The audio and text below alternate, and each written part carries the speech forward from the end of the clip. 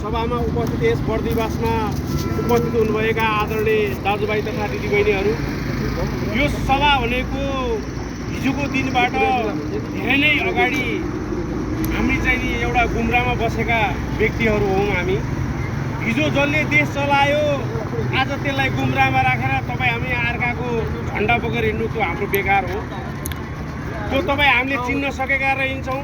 हिजो वीरेन्द्र सरकारको चाहिँ नि मृत्यु भयो। त्यसपछि हामीले ज्ञानेन्द्र सरकारलाई यो राजगद्दी जनताले दियौँ।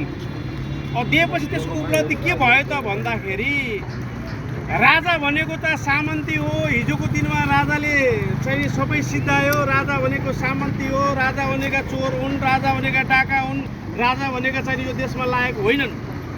आज हाम्रा राजा ज्ञानेन्द्र कहाँ गए त? हिजोको पृथ्वीनारायण शाह छोडिदिउँ। अहिले हामी तत्काल हामी दोषो छ, हामी त्यसमा हेर्न चाहन्छौँ कि हाम्रा राजा आज हाम्रा चाहिँ नि ज्ञानेन्द्र शाह कहाँ भागेर गए त? कुन मुलुकमा लुकेर गए त? यही देशमा जनताले चाहेको कुरा म जनतालाई नै छोडेर जान्छु, यो नासो म जनतालाई नै छोडेर जान्छु भनेर आज 30-32 वर्ष भयो। 30-32 वर्ष छोडेर जाँदाखेरि आज उहाँहरूले चाहिँ नि जनतालाई चाहिँ नि सुम्पिदिनु भयो। जनतालाई सुम्पिदिसकेपछि उहाँले चाहिँ नि आफ्नो ठाउँमा गएर एउटा जङ्गलको कुनामा गएर उहाँ गएर बस्नुभयो।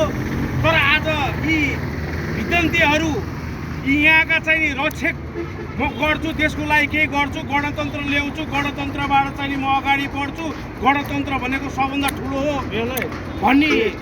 भन्ने व्यक्तिहरू आज चाहिँ नि तपाईँको आज भिलन्तीहरू चाहिँ के भएका छन्? आज 30 वर्ष 35 वर्ष भयो देशको हालत उनीहरूले गरेको। आज तपाईँ हामीलाई के भयो त? हाम्रा देशका नागरिकहरू विदेशमा परेका छन्।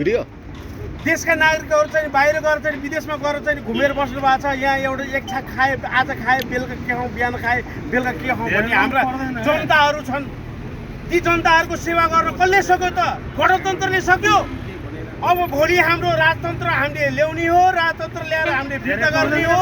त्यसपछिबाट ल्याएर राजतन्त्रलाई जे भन्छ राजतन्त्र अनुसारले चाहिँ हामीले देशको लागि चाहिँ हामीले क्रान्ति गर्नुपर्छ। यो क्रान्ति त्यति शान्तिनो क्रान्ति होइन, देशको लागि चाहिँ हामीले अति क्रान्ति गरेर हामीले चाहिँ यो 2034 सालको यो चाहिँ हाम्रो पृथ्वीनारायण शाहको जयन्तीको लागि चाहिँ हामी अघि बढेका छौँ। यो भन्दैमा आज हामीले राजालाई बिर्सिनु हुँदैन। हामीले के भने पृथ्वी दिनको जयन्तीको दिन एक दिन हामी अगाडि बढ्छौँ, भोलिदेखिबाट हामी कहाँ गयौँ त्यो छैन। तर यी सामन्तीहरूलाई घुरा टेकाएर शिल्पा सरकार ज्ञानेन्द्रलाई चाहिँ नि अगाडि बढाएर उहाँलाई चाहिँ नि राजगद्दीमा राख्ने हाम्रो चाहना बनाउनुपर्छ। यदि बनाएन भने यो देशको लागि हुनेवाला केही पनि छैन। हेर्नुहोस्, हामी गरिब गुरुवाको लागि हिजो एउटा मियो हुन्छ,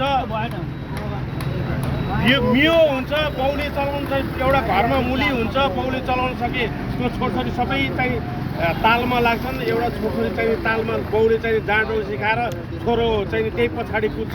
तर हामीलाई एउटा मियो चाहिएको छ। हामी सरकारको पक्षमा हौँ। हामी सरकारको पक्षमा भएको कारणले गर्दाखेरि तपाईँ हामीले के सोच्नुपर्छ? राजा हामीलाई चाहिन्छ। यी सामन्तहरू भनेका हाम्रा लागि केही पनि होइन। यी सामन्त हो, यी सामन्तवादीहरू हुन्। यी सामन्तहरूवादी भएको कारणले गर्दाखेरि देशमा अहिले चाहिँ उनीहरूले 32 वर्ष उनीहरूले चलाए। हिजो हाम्रो राजा भागेर जाने भए त ज्ञानेन्द्र भागेर जान्थ्यो होला नि त। ऊ सामन्ती भइदियो, ऊ भागेर जान्छ कि जान्थेन? तपाईँ हामीले मूल्याङ्कन गर्न सक्दैनौँ। यो देशमा सबभन्दा चोर को रहेछ, देशमा भ्रष्टाचारी को रहेछ, देशमा चाहिँ सामन्ती को रहेछ भन्ने कुरो तपाईँ हामीले बुझ्न सक्छौँ। देशमा यो क्रान्तिकारी लिए गर्दाखेरि चाहिँ हाम्रो देशमा चाहिँ सबभन्दा मेन यी राजावादी भनेका हामी भनेको एकदम सामन्त र सामन्तलाई चाहिँ हामीले निर्वेशन गर्न सक्छौँ। र यी ती सामन्तीहरू भनेका राजालाई कसरी कहाँ लगेर गुमराहमा लाग्ने, कहाँ लगेर गर्ने भन्ने कुरो उनीहरूको त्यो आफ्नो ठाउँमा कुरो हो। त्यसपछिबाट हामीले हाम्रो राजगद्दीलाई जसरी भए पनि हामीले फिर्ता ल्याउनुपर्छ। मेरो भनाइ यही नै हो। जसरी भए पनि घुमाइ फिराइ जहाँ गए पनि यी सामन्तीहरूले चाहिँ हिजो 32 वर्ष राजनीति गरेर चाहिँ यिनीहरूले गर्न सकेका केही छैनन्। यिनीहरूले गर्न सक्ने कुरो केही हुँदैन होइन। तर हामी भनेका के हौँ भने हाम्रोमा छाप छ। हामी एउटा शिल्पा सरकारको चाहिँ नि हामी एउटा चाहिँ सिद्धान्तमा हामी रहेको मान्छे हो, सिद्धान्तमा हामी बोकेको मान्छे हो।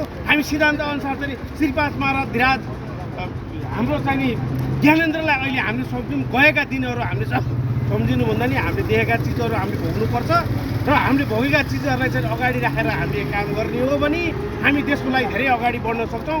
जय देश, जय नरेश, जय नेपाल।